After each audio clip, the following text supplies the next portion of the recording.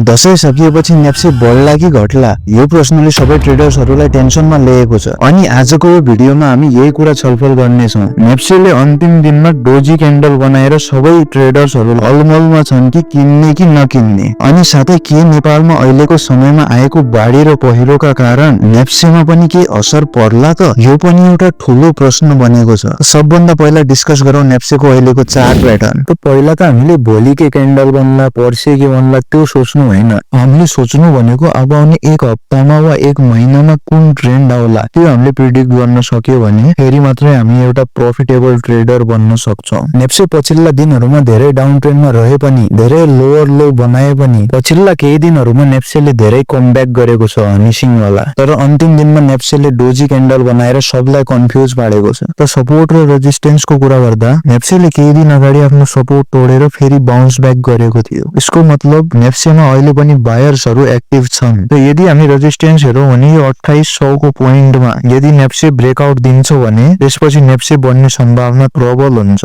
अनि 50 को मुभिङ एभरेजले पनि त्यही भन्छ। त जबसम्म नेप्सेले 50 को मुभिङ एभरेज तोड्दैन त्यो बेलासम्म नेप्से अनप्रिडिक्टेबल नै रहनेछ। यदि हामी वीकली चार्टमा हेर्ने हो भने नेप्सेले त्यहाँ पनि ब्रेकआउट दिइसकेको छ अनि त्यहाँ पनि इन्डिसिजन नै बनाएको छ। यदि हामी बोलिङ्गर ब्यान्ड हेर्ने हो भने त्यो अहिलेको समयमा डाउनफलमै नै छ। अनि यहाँ पनि कुरा त्यही हुन्छ कि जबसम्म नेप्सेले 2800 को रेजिस्टेन्सलाई तोड्न सक्दैन तबसम्म नेप्से बढ्ने सम्भावना कम छ। सुपर ट्रेन्ड पनि हेर्दा सुपर ट्रेन्डले पनि अलरेडी ब्रेकआउट दिएपछि बाई दिइसकेको छ। तर किनकि नेप्से यति धेरै डाउनफल पछि आएको थियो त्यही भएर पनि यो ब्रेकआउट रियल हो कि फेक त्यो अहिले प्रिडिक्ट गर्न मुस्किल छ। साथै आरएसआई पनि लगाएर हेर्ने हो भने नेप्से अहिले 43.43 को लेभलमा छ अनि कुनै पनि डाइभर्जेन्स पनि भएको छैन। त यहाँ मेरो पनि सेफ छ। तर आरएसआई यदि 60 भन्दा माथि गयो भने त्यसपछि बढ्ने सम्भावना धेरै अधिक हुन्छ। र ओभरअल नेप्से अब आउने दिनमा बढ्ने सम्भावना धेरै छ। तर त्यही पनि हजुरहरू आफ्नो एनालाइसिस पनि गर्नु होला, त्यसपछि मात्रै पैसा लगाउनु होला। त यही थियो हाम्रो नेप्सेको एउटा छोटो एनालाइसिस।